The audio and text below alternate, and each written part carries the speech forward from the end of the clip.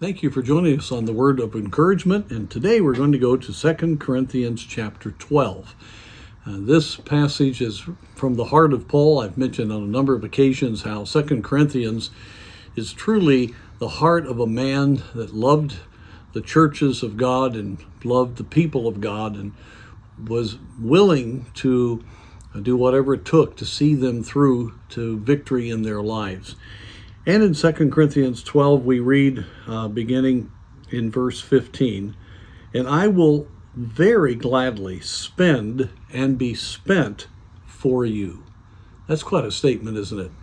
He was more than willing to go to the nth degree to meet those people's needs. Now, you got to remember, we're talking about the church at Corinth.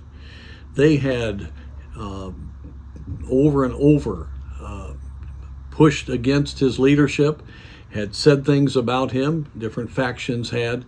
They had gotten into different sins that were hurting the church. They were misunderstanding truth, and yet he was very much wanting to see them through, seeing God work over the years, and he was willing to be spent for them.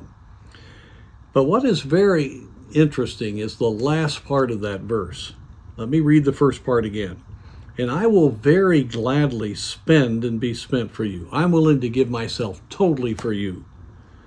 "Though the more abundantly I love you, the less I be loved."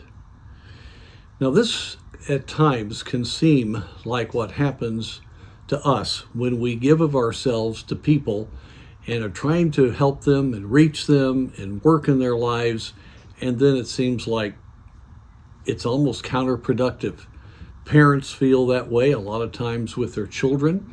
You have Christians with extended family trying to reach them, and of course they get pushed away. Then you have people that work within a church, and they are working with a group of people, and it seems like for a while that it's just not proving to be productive. But the Apostle Paul gives us an example here to determine not to give up. You see, he was able to have great victories in the churches that God had given him because he was tenacious in his trusting in the Lord. He did not let the times of disappointment stop him from really believing that God could give victory. I often give you truth that encourages us. I'm going to give you a truth today that you have to determine to be encouraged from it. And that is, when it doesn't seem like your sacrifice is paying off, you can be encouraged by believing God, not looking at the circumstances.